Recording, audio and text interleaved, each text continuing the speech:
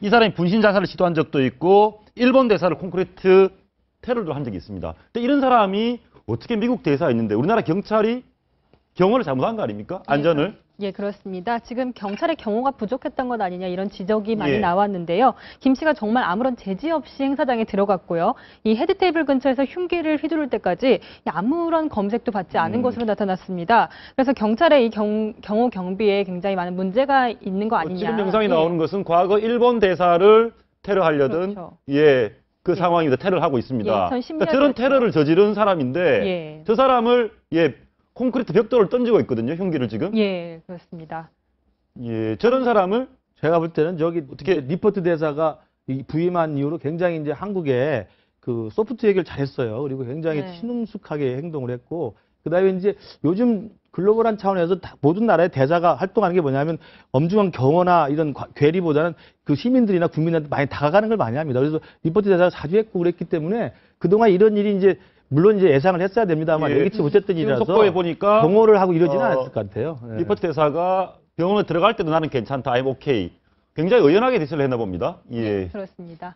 굉장히 잘 있고 그런데 좋다, 같이 갑시다. 예. 유감스러운 지금 이제 김 교수님 말씀도 맞는데 다만 최근에 누굽니까 셔먼 차관복입니까? 예, 국무부. 그 양반이 그 발언을 그렇게 한중일이 같이 책임도 있다는 식으로 발언을 하는 바람에 우리가 미국에 대한 감정이 상당히 안 좋아했었거든요. 이 점에서 생각할 때는 상식적으로 생각하자면 리퍼트 대사가 움직일 때는 최소한의 경찰에서는 관심은 가져줬어야 됐단 말이지. 그래서 오늘 저런 장소에서도 경찰이 적어도 사법 경찰인데 누가 와서 좀 대기하고 있거나 이런 성의를 보여줬어야 되는데. 지금 이번에도 경찰이 그 주변에 있지는 않았습니까? 주변에 있긴 했는데요. 예. 경찰에 따르면은 자신들이 이제 외관, 그러니까 건물 박경비만 했다 이렇게 얘기를. 행사장에는 이 정보 형사들만 들어가 있다 이렇게 얘기를 했거든요. 예. 그 이유가요. 대사관 측에서 먼저 이 요인 보호를 해달라 이런 요청을 해야 되는데 지금까지는 뭐 외국 사절이 요인 대상이 된다 이렇게 요청을 하는 이런 일은 없었다고 합니다. 자기들은 이 절차대로 통상적으로 한 것인데 오늘 사고가 있은 다음부터는 이 미국 대사와 대사 부인 주위의 경호 예. 인력을 더 늘리겠다 이렇게 예. 얘기하고 있습니다. 예. 지금 우리 이 교수님 말씀하신 게 굉장히 중요하다고 보는데요.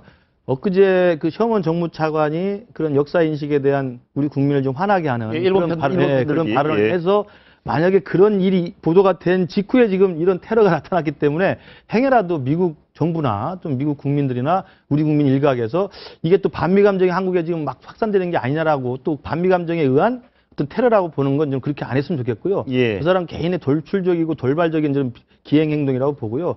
왜냐하면 지금 이것은 우리 한국 내에 있었던 그 광범위한 반미 분위기와는 전혀 다른 게 80년대 아까 말씀하신 운동권 시절에는 그때만 해도 이제 미국이라는 존재가 군사 독재를 지원했다는 것 때문에 국민적으로도 그럴 수 있느냐라는 어떤 반감이 있었죠. 그러니까 조직적인 반미가 있었다고 한다면 지금은 뭐 한미동맹이 더 탄탄해지고 한미관계가 훨씬 격상되면서 우리 국내에서 어떤 정상적인 사람이 그 정무차관이 그런 이야기 했다고 반미 감정 하나 좀 궁금한 게 그런 게 있습니다.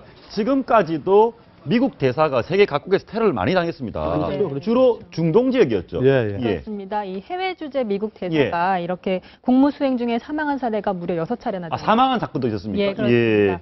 굉장히 많은데요. 2012년 가장 최근에는 이 리비아에서 근무하던 미국 대사가 사망하는 일이 있었고요. 예. 그날이 9.11 테러 11주년이었다고 합니다. 아. 예, 그 전에는 이 33년 전에 이런 일이 이게 있었는데 리비아의 테러 당해서 사망했던 그 예. 현장입니다. 예. 그렇습니다. 그 1979년에도 역시 중동이었습니다. 아프가니스탄에서 이 미 대사가 사망하는 일이 있었고요. 1968년에는 괴테말라 대사가 사망하는 일이 있었습니다. 예, 굉장히 많이 있었네요. 예. 그런데 지금 말씀해 주신 그런 지역들은 항상 위험 지역, 화약고 같은 중동이라든가 내전 지역인데 그러면 우리 한국도 혹시 미국 사람들이 볼 때, 미국 정부에서 볼 때 한국도 이런 중동과 같은 위험한 지역으로 인식될 수는 없습니까? 그러니까 지금 말이죠. 미국이 인식을 어떻게 하냐 이 문제인데 미국 사람들은 한국에 대해서 굉장히 그런 위험 지역으로 지금부터 인식하게 될 것 아니겠습니까? 그다음에 사실 중요한 문제는요. 지금은 뭐 우리 청년 국가가 이제 앞으로도 이런 일이 없을 거라고 이제 김 교수님이 아주 희망적으로 말씀하셨는데 통진당이라든지 이런 게 이제 이번에 해산되고 또 이석기 전 의원이 말이죠. 9년형을 지금 선고받고 있지 않습니까? 이렇게 되면 좌절한 친북주의자들 이런 사람들이 숫자는 줄어들면서 더 극단적이 될 수 있거든요. 옛날에 일본의 적군파가 그런 것 아닙니까? 그 관련된 내용 오늘 하태경 의원이 그와 똑같은 우려를 해줬습니다. 하태경 의원이 일본의 적군파가 몰락하면서 테러리스트화 된 것처럼 우리 몰락하는 반미 종북 세력도 비슷한 길을 걷고 있다.